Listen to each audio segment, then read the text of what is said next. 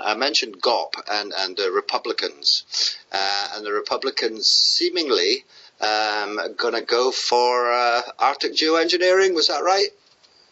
Well, there's been some, I think there was a hearing, a congressional hearing or something on solar radiation management techniques and so on. I mean, it's, you know, this has been discussed by U.S. politicians in the past. I think Lyndon Johnson was briefed on climate and the idea that we could actually block some of the sunlight coming to the Earth to cool the planet if we needed to. I think that came up then, and you know, it's come up sort of over the years on and off. But I think it's kind of like a worst nightmare to some of the scientists that are working in this area. That's at least what David Keith said. You know, like a tweet from Trump saying, "Yeah, we don't have to." You know, do anything about fossil fuels because we can geoengineer to cool the planet and compensate. I mean, the problem is there's no technologies. You know, the testing of methods and the technologies are at a very, very rudimentary stage. They get almost no funding.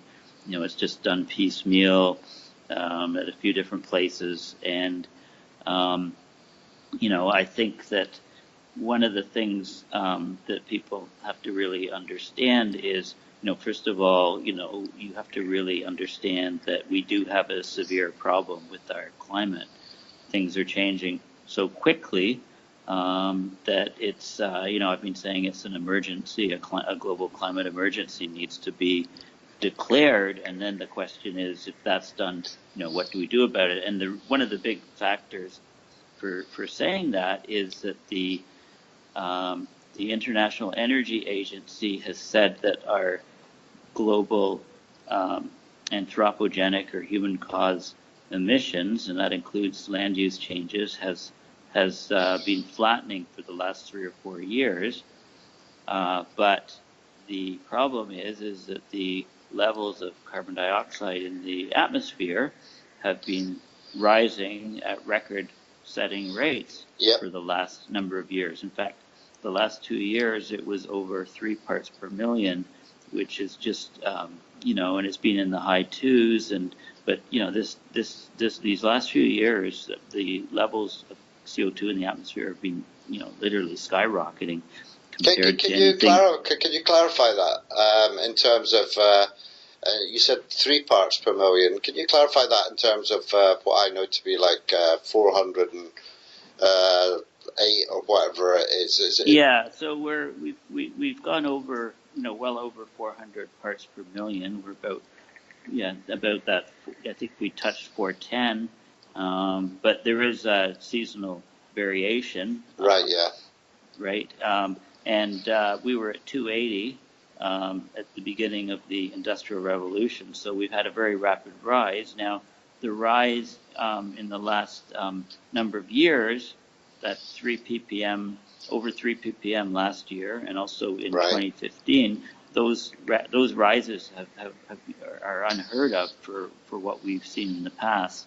And if you look at paleo records, the rises, you know, long time ago were much smaller than what we're seeing today. So what this means is, if this this can be seems like it's very serious. It seems like the sinks of carbon, of CO2 on the planet are decreasing. So things like less carbon dioxide is being absorbed by plant life.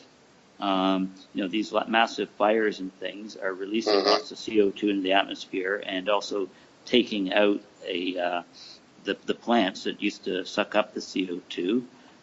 The oceans are warmer, and because they're warmer and more stratified, there's less mixing, so less CO2 that goes into the ocean water is going into deeper waters.